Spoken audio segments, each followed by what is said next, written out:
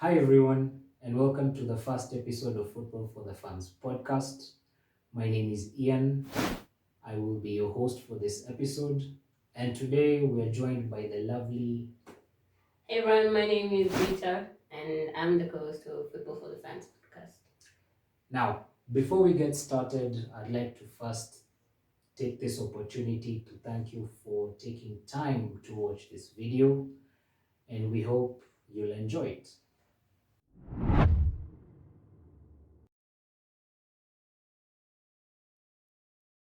So today I believe we have a very interesting video. We're going to try and give our opinions concerning the key players from the upcoming Premier League season Yeah, that's due to start this week. yes, on Friday. Yeah, Friday the 13th. And to make things easier, we are going to go in order from A all the way to W. So that means we're going to start with Arsenal. And for example, Rita will say her player, then I will say my player, and we'll move on to the next team. Nice and quick. Yeah. Enjoy.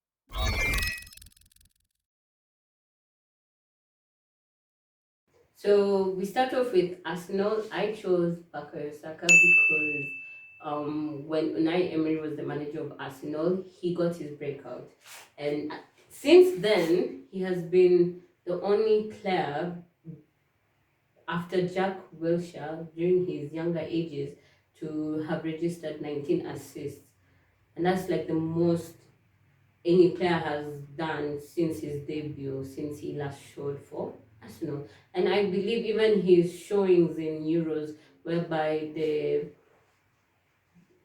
when Sterling scored during the Euros 2020, he outran the Denmark defender and did a through pass to Sterling, which he equalized. So his pace and his tenacity, in as much as he might not be physically built, but his pace and his precision when it comes to passing the ball and outpacing the defenders, he can be a real challenge in the penalty box. So I do believe Bukayo Saka is the player to watch for Arsenal. Unless you wanna. Yeah, I totally agree. He's the player to watch. Mhm. I think I would go as far as describing him as a bright spark in an otherwise average Arsenal team, Yes, especially Arsenal of is late. average. Yeah. And especially last season when they were going through that period of November where it's just loss after loss Yes. after Yes. loss. He was the only one who was actually trying to galvanize and to push the team.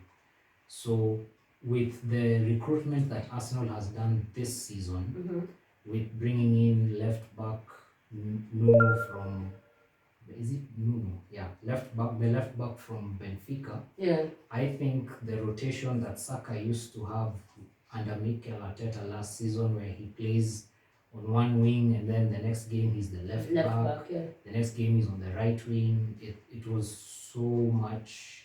It was unnecessary for him. So I think this season he should nail down that right wing spot and or left wing spot, whichever it will be, but probably on the right. And I believe he will help the team improve generally. So yeah, Bukayo Saka for me.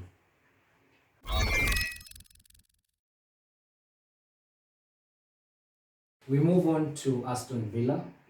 My player to watch for Aston Villa this season will be the new signing from Norwich, Emi Buendia. He is actually a really good player. The the last time he was in the Premier League, he was one of the bright sparks in that Norwich team alongside the likes of Cantwell. Now that he's gotten the move to a bigger club, I think he has more potential to excel, especially with the fact that with the kind of recruitment that Aston Villa have done, bringing in the likes of Danny Ings, bringing in the likes of Ashley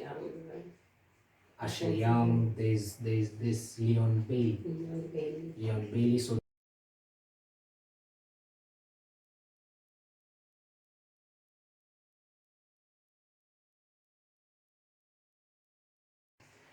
last season he had a total of 15 goals and 17 assists, if I'm not wrong. Yeah. I know it was in the EFL, but it still counts for something. And with the movement of Jack Grealish to Man City, it frees up that role, and I believe that Buendia can easily come in and cover that role.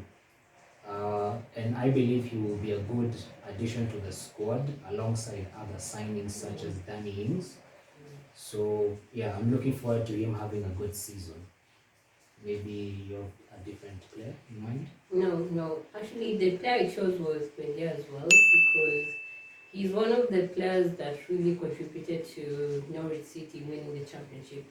In fact, if you're not aware of it, he was named player of the season in the championship during that season, whereby they won the season.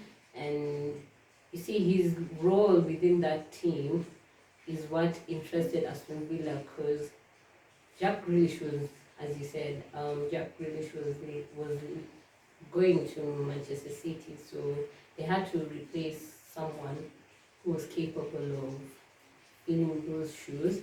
And if you're not aware, Norwich City actually broke their club record with Buendia for 38 million, so he was worth the purchase in that sense. And if you're not aware of this, it's because Aston Villa don't really purchase they're not big money spenders. So the fact that they went out of their way to bring home a player that contributed to part of their winning season to be promoted back to the Premier League says a lot in terms of their vision, in terms of the football club, where they want to head in that sense. So my player for Aston Villa is Buendia.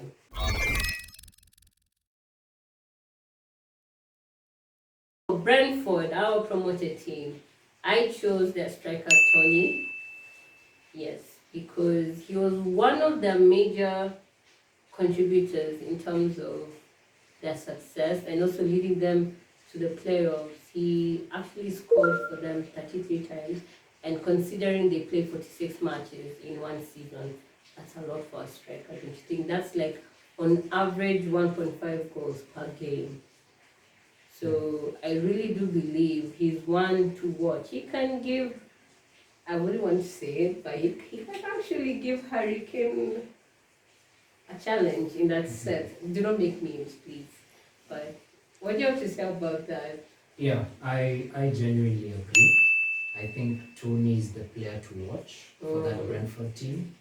Having scored, as you said, 33 goals and I think 10 assists in that Brentford side. It is in the championship. So maybe the only question is, will he really bring it to the Premier League? Because it's a whole other different level. But all in all, he's up there. I think he's up there. Whether he'll challenge Harry Kane is yet to be seen. Brentford is a good team, but let's wait and see. But Tony, definitely player to watch for Brentford. On to the next team that starts with letter B, and that is Brighton. And for me, the player to watch out for is Yves Bissouma. I think he is head and shoulders a world-class player. I actually like the way he plays. I think he should be in a Champions League team. He's a beast of a central defensive midfielder. Oh, easy. Yeah, he is. He holds the ball well. His distribution is pretty good. He's in the top 10% of tackles, successful tackles or something like that, successful tackles made last season. So he's defensively very sound. He has the ability to play on the ball because Brighton is a team that plays that kind of football where they just want to keep the ball and push up the field. So Yves Bissouma is critical to that kind of play. And I think he's one of the key players. He doesn't score a lot of goals, but he's that foundation, that rock at the back for the team. So And for you me, wonder- Yves Bissouma. And you wonder why Manchester United can't buy such a player. Hopefully they do. And he's only 24 years of age, I think so. He's very young. Yeah, he's actually very young. I think that's why it's hard to buy someone like him because the high price tag. You can see Ben White, 50 million. Woman, you will be told 60 million and you Yeah. pay upfront. And you're like, are you serious? So I think the fact that he's so good and he's so young makes it so hard for teams to actually go Yeah, out buy for him. and buy him. So yeah, Yves Bissouma.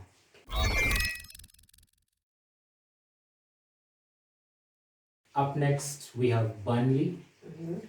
Obviously, there is no question about it. Yeah. Chris Wood is the player to watch out for. He is key to how Burnley play because they play this very rigid, very defensive style of football. And a lot of their progression from attack, or rather defense to attack, is that long ball into Chris Wood. So he's key because he has to actually bring the ball down. And how he holds it. Yeah. You can't take him out of Yeah. that position. So he brings the ball down, controls the ball, brings other players into play, and that's how Burnley tend to play their football. And another thing is also he gains a lot of fouls because of the physical nature of his play. It's very easy for him to win fouls. So I think overall, looking at Burnley as a team, Chris Wood is the main target man, and every time he's not there because of an injury, Burnley always struggle to score. Because mainly their goals come from corners, free kicks. Yes. So, fun fact also, last season Burnley scored 33 goals. 12 of them were from Chris Wood. So that's 36%. So if he stays fit for a whole season, Burnley is sure to stay in the Premier League. I don't think so. I don't want Burnley to stay. I can bet you Burnley will stay in the Premier League. This guy thinks they won't, but we'll see.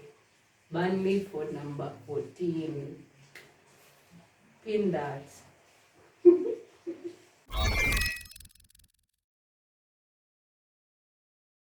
So the next team is Chelsea, and for Chelsea I chose Mason Mount.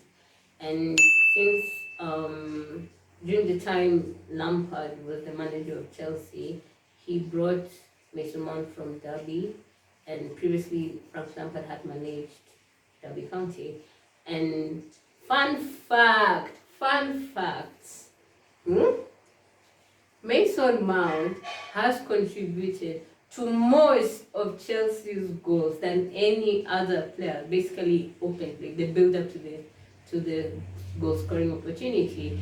And he had nine goals, 8 assists last season.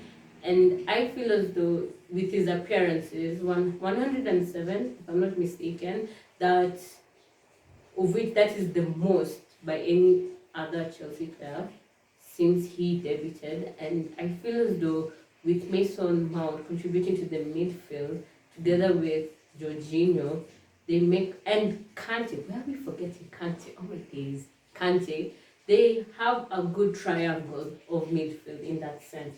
And I feel as though such players as Kai Havertz, Timo Werner, they rely on Mason Mount to contribute to the goal scoring opportunity. He may not be the one to give out an assist, but it starts from him. And I feel as though he's an integral part of Chelsea. And with the likes of Lukaku coming through, Who knows? Lukaku also might get the golden boot. So I'm going with Mason Mount. Soon. I differ a bit. Mm-hmm. I think for me it has to be Kai Havertz. In his first season, he somehow ended up scoring 9 goals, 9 assists. He ended up helping Chelsea come back into the top 4 and scored that winning goal in the UEFA Champions League final to make Chelsea European champions, right? So I think for a first season, he's done very, very well. Okay. Now, coming into this season, he doesn't have any pressure To right? perform, yeah. To perform. He basically doesn't have much expectation. Mm-hmm. When you move from one club to another with a 70 million euro price tag on you, there's a lot of pressure to perform. Yes. And I think under Thomas Tuchel, with his back three approach, I think Kai Havertz is more suited to that style of play. So that's why I believe. As compared to Lukaku. But he doesn't play in Lukaku's position. He plays as a false nine. Now, when you bring in Lukaku into the team, you can the system changes a bit. So Werner probably goes to the bench. Lukaku plays up front as number 9. Then slightly behind him you have Havertz. Okay. So I think now with a lethal goal scorer like Lukaku coming into the squad, a lot of the chances that Kai Havertz supplies or creates will be put in. Whereas with last season, we all know how Timo Werner was with finishing. Yes, he wasn't the best. He wasn't really the best. But now with someone who can kill those chances as they come, I think Kai Havertz for me is the one to watch. He settled down into his new club, second season, nothing to lose, with a proper number 9, probably player to watch for me. We'll see.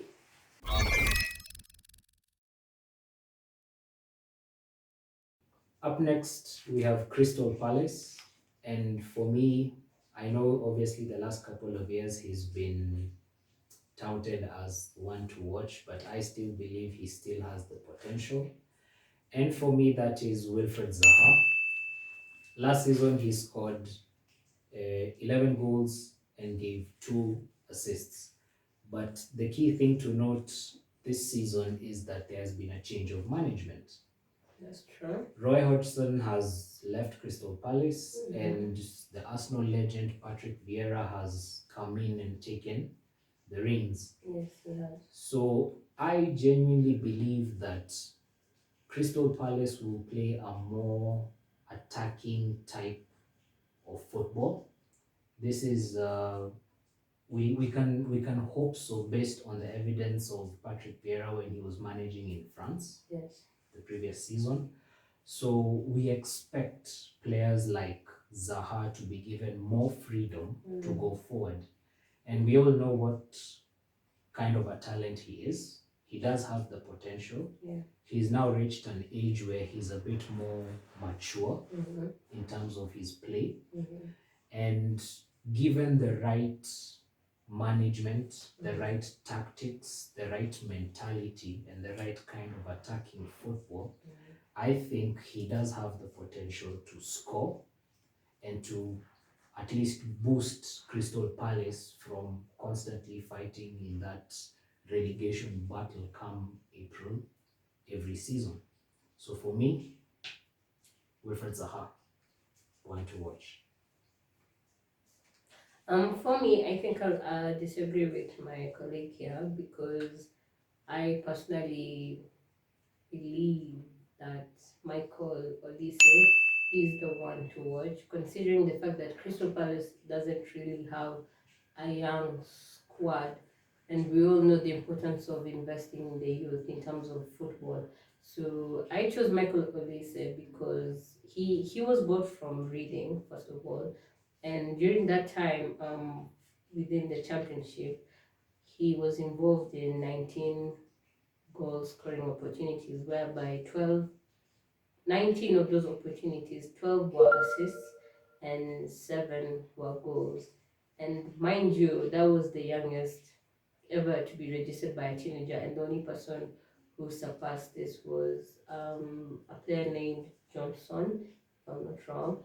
And that level of, is it tenacity or rather consistency in terms of stamina, in terms of playing attacking sort of football, and with the likes of Vieira coming in, he would probably would like to involve his play around him since he plays in the midfield position. And now since Eberechi Eze has suffered an Achilles injury, he will step up, of course, so that he can retain his position. So I'm going with Michael Olise. Mm. Okay, fair enough.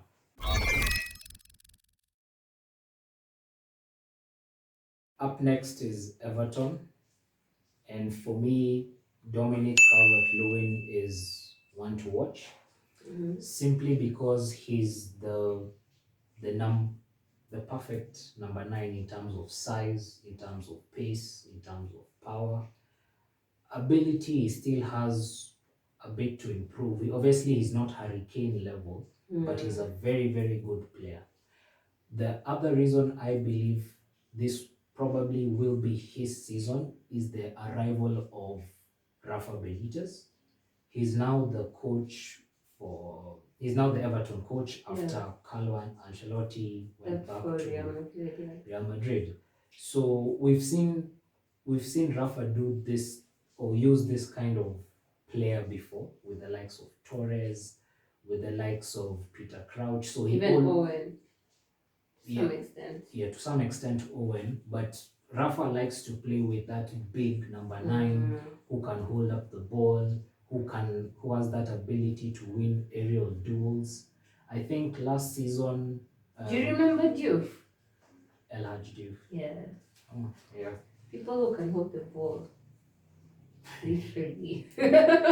Literally. I guess so.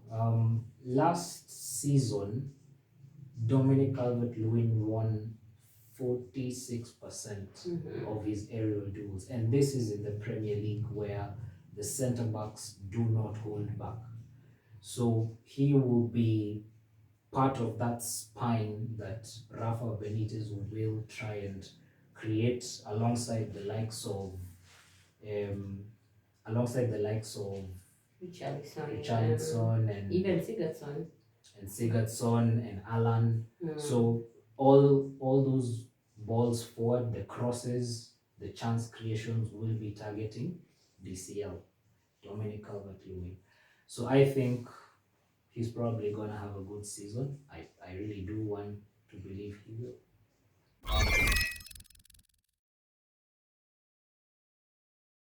Our next team is Leeds United, and the player I chose was Rafinha, and he was a late investment to the Leeds United team. In fact, the most underrated signing of Premier League, because everyone was so focused on forward, but they didn't really look at who was really holding them in terms of like their conversion rates. And one of the players was Rafinha. He was bought in October, but he made his debut in the 9th game for Leeds United. And what really happened was, if he ended the season with nine goals and 6 assists, and if you compare the conversion rate in terms of 90 minutes, assists per 90 minutes, the only 3 players that bettered his statistics was Bruno Fernandes and Kevin De Bruyne, who both tied at 0.28, and Jack Grealish, who had a conversion rate of assists per 90 minutes of 0.27. Now, with Rafinha, his was 0.26. So you see, he was really up there with the best in terms of assists per 90 minutes. And fun fact is, he actually has a very high speed in terms of holding the ball and running with it, literally. So I feel as Rafinha is a man to watch in terms of that aspect. Yeah. Um, yeah, I partially agree with you. I think Rafinha as a player is pretty immense. He's fast, he's skillful, he's a goal scorer. But I think the key man in that Leeds United squad is Calvin Phillips. We've seen his progression from championship football to playing fast team football in the Premier League last season, when or the season that Leeds got promoted. Then we've seen him progress even further to playing in the Euros, which just ended a couple of weeks ago. And especially in the game where Sterling scored, the first game, I think, where he made that amazing run, and I think he gave the through ball. Yeah, to look show. Yeah, so we've seen him progress. The reason why I think he is key to the way Leeds play is because of how Leeds play. They play this sort of high intensity football. So it's a matter of winning the ball as quickly as possible, putting the opponent under a lot of pressure. And for you to have that kind of system work, you need a very intelligent person in midfield. And that person for me is Calvin Phillips. He's able to sort of push or help the Leeds team transition defense into attack seamlessly. He is influential in every squad that he finds himself in, because his defensive ability and his football awareness allows managers to set up with him as the pivot of the team, and then the attackers go and do their thing. So that's what makes him key, in my opinion, and that's why for me he's mm, the key player in the Leeds United squad.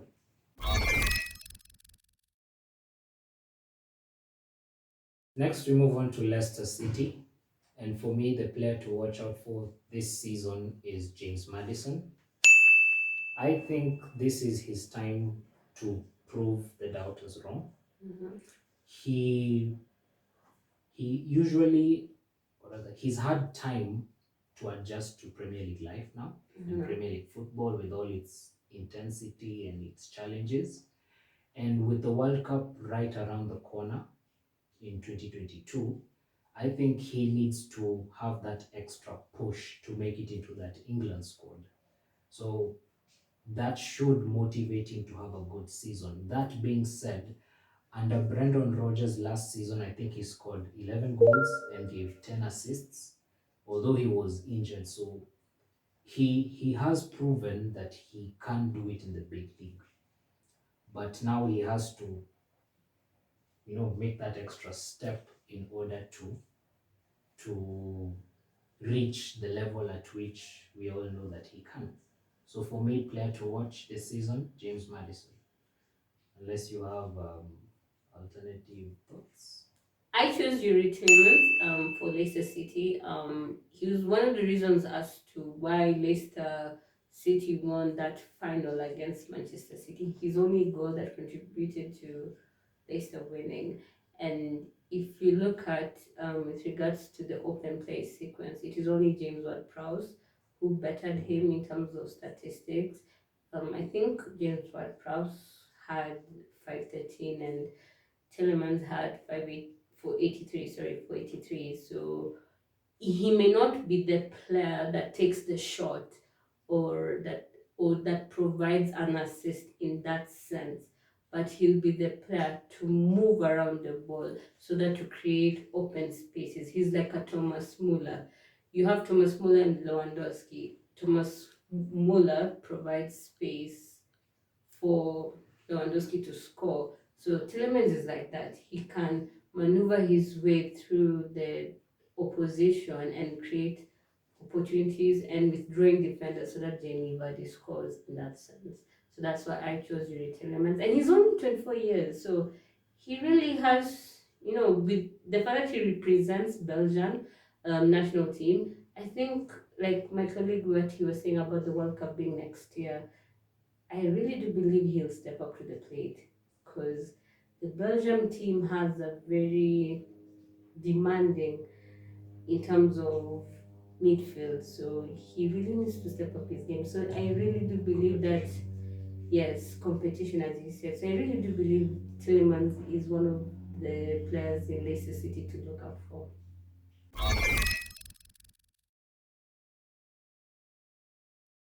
Next, we move on to Liverpool, and for me, Thiago Silva is probably the pick of the bunch. I think he's going to genuinely have a successful season this season, mainly because of two factors. The fact that Liverpool have their full squad defensively, with Joe Gomez and Virgil van Dijk coming back into the fold after long-term injuries, and plus the new signing, I think his name is Konate. Yeah, Konate. So Liverpool have now that sound defensive structure that helped them win the Premier League and the Champions League. So with the second point is Gini has gone to PSG. So this leaves a sort of vacancy in that midfield position, and who better to fill it? Thiago. The reason I feel like he's best suited to fill this gap left by Gini last season, or rather as he moved from Liverpool, is because he has the ability to control the game. He has the ability to dictate the pace of the game. He has the ability to pick a pass, whether short or long range, and he will create chances for the more attacking players. So for me, player to look out for, Thiago in the Liverpool squad. For me, for the Liverpool squad, I chose Diogo Jota because during Liverpool's Champions League duration when they were there, remember the hat trick that he had, and it's that counter-attacking that Liverpool plays with their their three frontline men, with Mane on the left, Salah on the right, and Firmino as the number 9.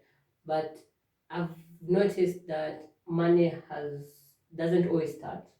Okay. So Klopp normally either plays with a 4-3-3 or a 4-2-3-1, whereby Salah and now whoever starts between Mane and Jota, they play behind Firmino. And if you've not noticed, like even if you look at Diogo Jota when he was in Wolves together with Raul Jimenez, they used to play that counter-attacking with Adama Traore at the other wing.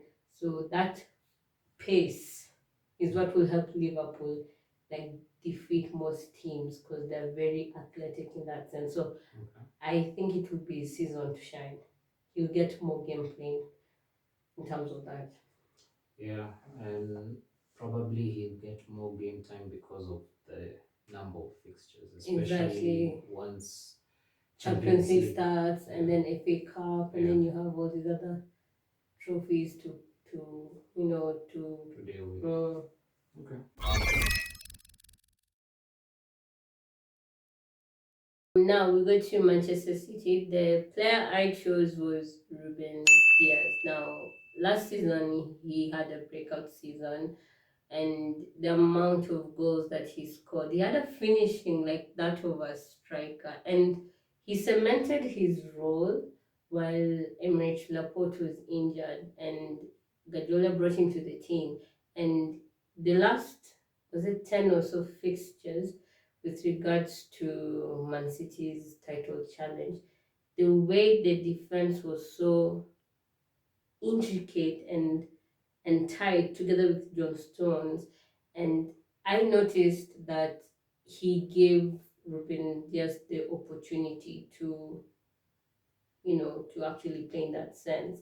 And he has a few goals in him.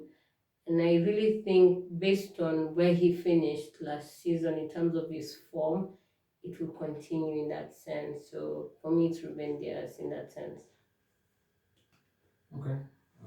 And knowing that he's a defender, I know it's a risk to say, but I really think he's one to watch. Interesting. I've gone a bit over different routes. I think it's safe to say with the City squad, you can't really pick out that one player who you think will carry the team, mainly because of the fact that they have at least two world-class players in Different each position, position. yeah. So it's really hard, or it's really unfair to say that this player or this player is the one who's going to be key. But if I were to pick one player in particular who I think this is his season, is Riyad Mahrez. I think for the last couple of years, ever since he's come to City from Leicester, he's had to sort of battle for his position. So with Silva. yeah, so one day he plays, or one game he plays, the next he doesn't, and so on and so forth. But I think now it's reached a point where Pep picks him more regularly. I think he have especially a good start to the season, mainly because he didn't really have any or a lot of pre-season activities. Because of the nationals. Yeah, he didn't play in the Euros, obviously being Algerian, but I think the fact that he's had a good preseason, he's actually done pretty well in the preseason games that he has played. He's more or less solidified that right wing role in Pep's squad.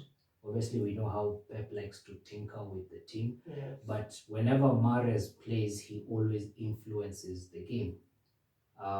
So I think this season, Mahrez will probably score more goals and create more chances, especially if they bring in that number 9, such as Harry Kane. So yeah, I'm I looking don't forward think to they Mahrez. because of FFP. I don't think they can bring in Harry Kane.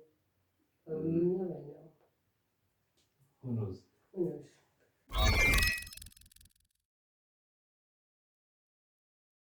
Next up is Manchester United, and for sure, this is an easy pick, Bruno Fernandes.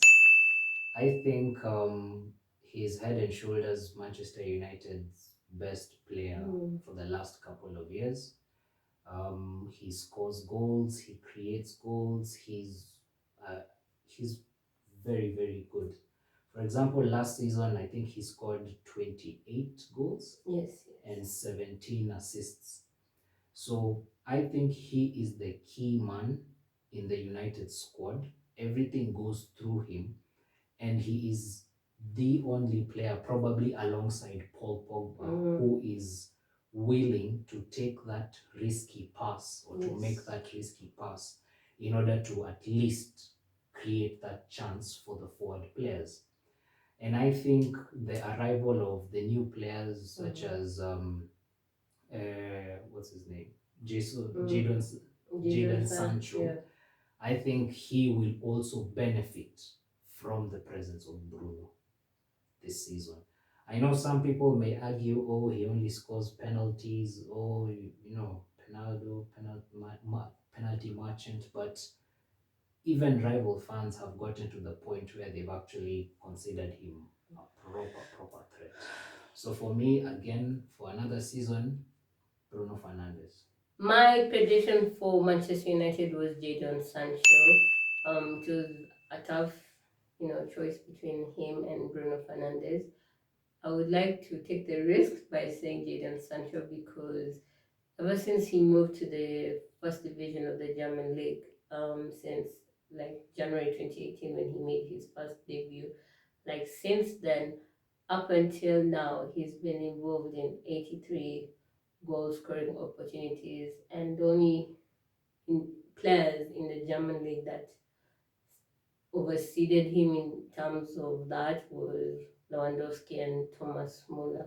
But yet again, if you look at, like for example, the last 3 seasons, out of the 33 um, immediate like goal scoring opportunities, out of the 33, 22 of those were assists, and the only player that actually surpassed him was Messi, because Messi had 38.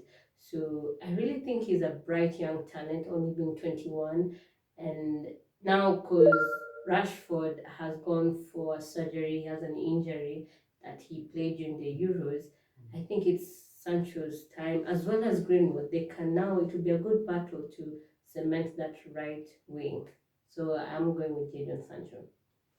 Yeah, I think it's pretty interesting because how will he transition playing from the Bundesliga Yeah, to the Premier League?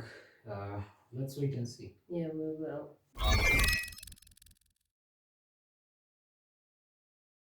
Newcastle next, and I think this is a pretty obvious choice. He's the best player in that Newcastle team for sure, and that is Alan Saint Maximin. He's a proper bowler, a proper skiller. He has the ability to carry the ball forward. He takes on defenders and he creates chances. I think in the Newcastle side with Steve Bruce as manager, it's really, you don't really get much from him.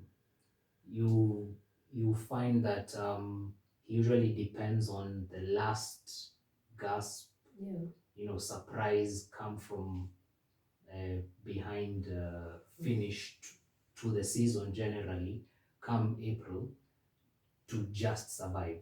And some of the players who are key to that survival is like Alan St. Maximin. Yeah. I am genuinely surprised he hasn't been picked up by a bigger club yet. Because of his pace and flair. Yeah, he's a very good player. So for me, Alan St. Maximin.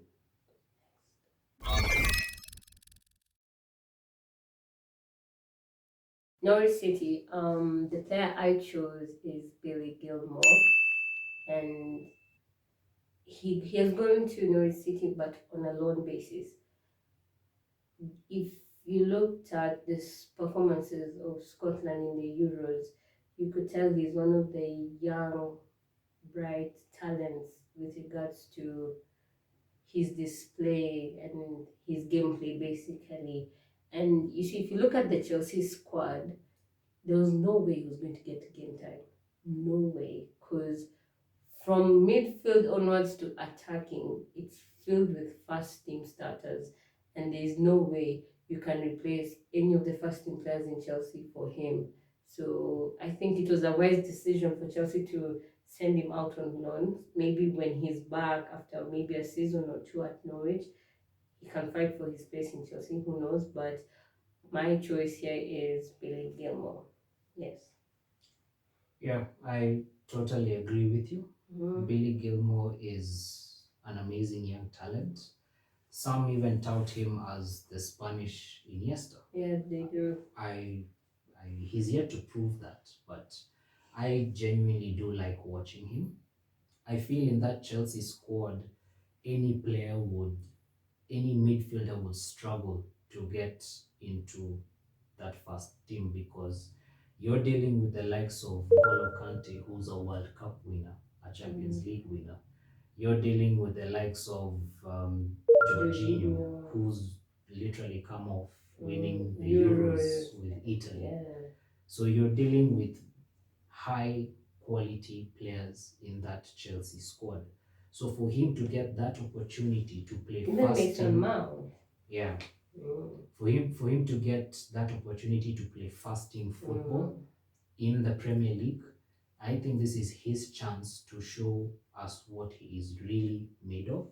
Yeah. I believe he's a top class talent with a very bright future, and this is the chance for him to excel in the Premier League without being without really competition of those top tier players. Yes. You know? And he's going to a side that has just been recently promoted, so Yeah. the competition is not maybe as stiff Yeah. because maybe the main star players of Norwich have been bought by other teams in the Premier League Yeah. in that sense. Okay. I think so too. So yeah, for me, uh, he's the key individual to watch for this season.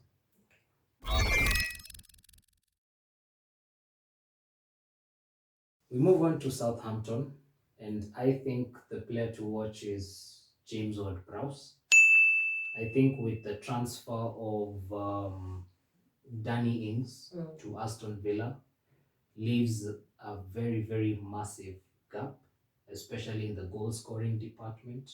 So the player who sort of has to pick up that slack is James Ward-Prowse. We all know his technical ability in set pieces. He basically can score direct free kicks. His crossing is absolutely wonderful, especially from corners. So I think this season he will probably be Southampton's best player, Southampton's most crucial player, considering that a lot of them have moved out of the squad. As I said, um, Danny Ings, someone like Bertrand moving out. So there will be a lot of dependence on him this season to perform, in my opinion. So for me, James Ward-Prowse.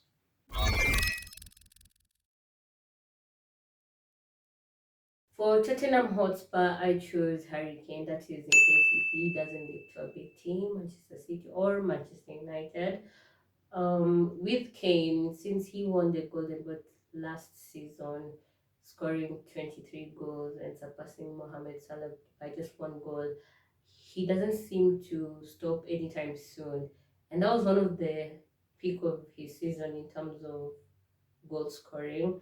And I feel as though he still has it in him despite him being 28 years of age. And mind you, this 23 goals came through a Premier League appearances tally of 25. And if if you're not aware, Harry Kane has a tendency of getting injured the duration of September and August. He usually has an injury between August and September. Then he comes back December or January and he has a remainder of his season that is impeccable, to say the least. And also with the likes of Deli Ali as well. And him being a part of that team, he's the proper number nine. There are not many, what do you call it? There are not many players who have yes, complete strikers like Aguero, who's left for Barcelona, like in the Premier League. And the only person I can think of is Roberto Firmino. So rarely will you get a solid number nine in the Premier League, and it's only Firmino and Aubameyang. But you can't think of other people now that Aguero has left. You're looking at those three in that sense. So I do believe Harry Kane is still one to watch. He's not stopping anytime soon. Okay. Okay. Um, Spurs, picking a key player for Spurs this season will be hard, very tricky in my opinion, because as of recording today, we don't know the future of Harry Kane. Yeah. What we do know is the fact that he has missed, I think, 2 consecutive training sessions. He's, I think, been fined by the club for missing those sessions. Yeah. So there's a bit of a standoff because Kane wants to leave and the owner Doesn't want to sell doesn't him. want to sell him. Yeah. So for that reason, I'm going to go on the assumption that if Kane leaves because he's not been playing in pre-season, I've gone for Heung-min Son. I think he was the second top scorer in the Yes, he was. in the Spurs squad, if I'm not wrong. I'm not completely sure of that. But last season, if Kane wasn't scoring, Son was the one scoring. Yeah. So I think this season he'll have a bigger role to play. Should Kane leave? Yes, should Kane leave. So I think for me, Hyun Min Song is Mm. already a proven performer in the Premier League. He's, I would say, borderline complete. He's fast, he can finish, he can dribble. Yes, He's stamina for very, very days. good. Yes. So this season, I think he's the one that Spurs will genuinely depend on for any form of relative success, if they are to have any.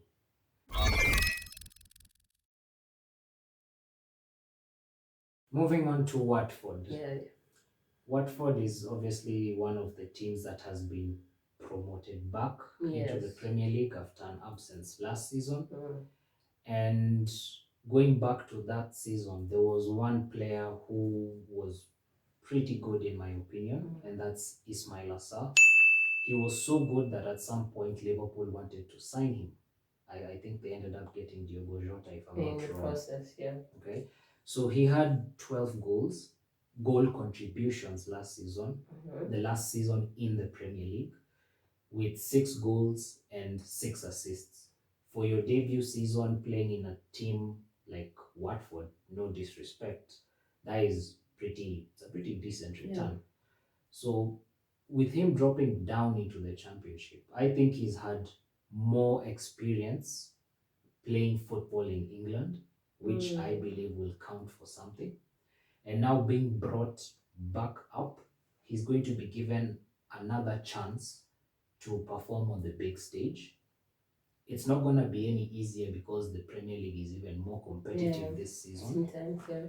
But I think with the experience that he's gotten from the last 2 years playing in the Championship and playing in the Premier League, he and knowing his ability, obviously as a fantastic footballer, I think he has the potential to do well. And if you look in that Watford team, there are not many who you could say have that sort of borderline tested potential. Yeah. You know? So he will be one to watch, at least for me. Maybe your thoughts? I was thinking of Joshua King, simply because he probably has a point to prove.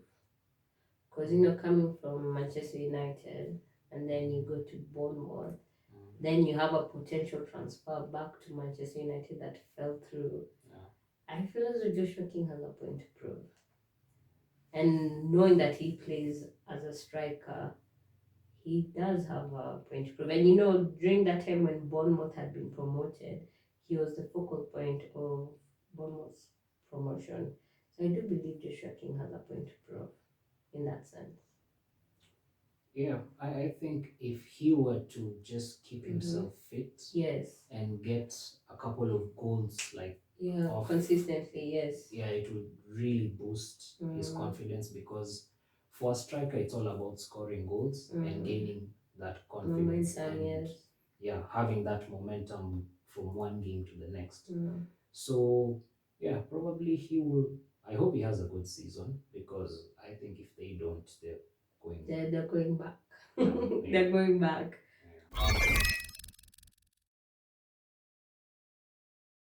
Next, we have West Ham. And for me, the player to look out for this season is probably Said Ben. I think his name is Benarama or Ben Rahama, between the two. Sorry for completely destroying his name. But yeah, he's probably the player to look out for. I think last season when he made his move, it didn't really work out. Like, he didn't really score as much, he didn't really produce as much, and I think that was in part to the Manchester United loanee Jesse Lingard coming in and shining the way he did. But I think this season he's had a year to settle down, a bit more time to understand the style of football in England, the style of football in West Ham. So I feel he has all the tools to excel. And if he just gets a couple of goals, gets that bit of confidence running, he can actually be a little uh, striking partner to Mikel Antonio.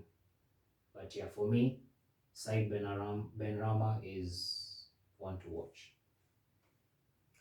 For me, for West Ham United, I chose Mikel Antonio. I have always been a fan of Mikel Antonio because of his style of play. Like Chris Wood, they're able to hold the ball, and it's very rare you find such kind of players. Um, Literally, like when the position is on their side, they don't lose possession that easily. The only way for them to lose possession is if you foul them. So and I think with the management through David Moyes, because Antonio can get some good goals running in. And as my colleague was saying with Ben Rama, I don't know if that's his name as well, but him coming in will also like help Antonio to not really play under so much pressure in that sense, being the main man, the number nine. So I really do believe with the coming of Ben Rama, he can be able to shine in with regards to the potential that he really has. So for me, my player for West Ham United is Mikel Antonio. Okay. Benrahma, oh sorry, Antonio. Yeah. He's not your orthodox number nine. Yes, he isn't. He isn't. He's very good. And he's big. Like he's big. He's really big. He's very strong. He can hold the ball. He's very quick. He's skillful, and he always finds a way to score the goal, the odd goal. Even when it's not with or without open play, he'll find a way to score. Yeah. So yeah, I think probably those two players are ones to watch out for. Finally, we come to Wolverhampton Wanderers. This one pretty obvious. Yeah. Raul Jimenez coming back from that horrific head injury he got in the Arsenal game. Arsenal players, it's a thing. Fouling people is a thing. It's a thing. I don't know about that. I guess accidents do happen sometimes. So David Luiz, how many people has David Luiz injured? Let's be real. Oh well, to each their own. Yeah. I think last season it was very evident they missed him. Yeah. They in the last two seasons before this last one, I think that's 18-19 and 19-20. Especially Wolves, when Jota left. Yes, Wolves finished seventh, like 18-19. both seasons. Okay. Okay. Then then come to last season, they finished 13th. Yes, they did. Which is, I think, their lowest finish since they got promoted. Yeah. So there was clearly something wrong, and that's because they didn't have that number nine who would bag in the goals and lift the team out of the different challenges, or just to get them over the line, to get that point or to get that 3 points. So with him coming back, obviously we don't know if he'll be the same Raul Jimenez. It's only time will tell. But in terms of key influential players, for me, he's probably up there. Whether he will get the same service that he used to while the coach used to be Nuno Espirito Santo is yet to be determined. But I think he's the one to watch for this Wolves team. I'm really looking forward to see how he performs. And yeah, I don't know if you have anything else to add to that. So with Raul Jimenez, you see that striking partnership they had with the counter-attack, the formation that used to play their former coach. I really do believe if the likes of Adama Traore, Neto, Podence can step up to the plate, because yes, there's a missing presence in terms of Jota where he used to play. If all those players can stay fit, they can really provide like opportunities for Jimenez to make them goal scoring opportunities in that sense. And he's the one player you would trust before a goal post because he always scores in that sense. He's a proven striker. Yeah, He's he's a done it. proven- He's done it the last 2 seasons before even that head injury, and that's why even the likes of Manchester United want to buy him in that sense. Mm. So I do believe Raul Jimenez, he has also a point to prove. So watch out for him in that sense. Yeah, maybe just to add to that, last season after his injury, you Yeah. noticed that Wolves had to change their style of play. Yeah, the formation. They had to force play through the middle because they didn't have that target man who they could just put the cross in for and hope that he actually Because they used to play through the wings. yeah, they used to hit fast on the break, and then they used to know that, or they were sure There's always a someone. man waiting for. Yeah. Yeah. So this season will be interesting. I think Raul Jimenez is one to watch. Okay, guys, that's it from us for today. Let us know in the comments what you think on some of the picks that we made. Do you agree with us? Do you disagree with us? Just comment down there below. Let us know, and if we've missed a player, probably You can comment as well. you can comment as well. It's always good to share your opinion in that sense. Yeah. So looking forward to hearing from you guys, and again, Please subscribe. yeah. Please subscribe. Like, subscribe, share, do all that fun stuff. I'm sure you guys know. Yeah. You know the drill. And if you've stayed with us this far, thank you so much. You're a real one. You're a real one. And hopefully we can bring for you guys more content like this in the future. Peace. Toodles. Bye bye.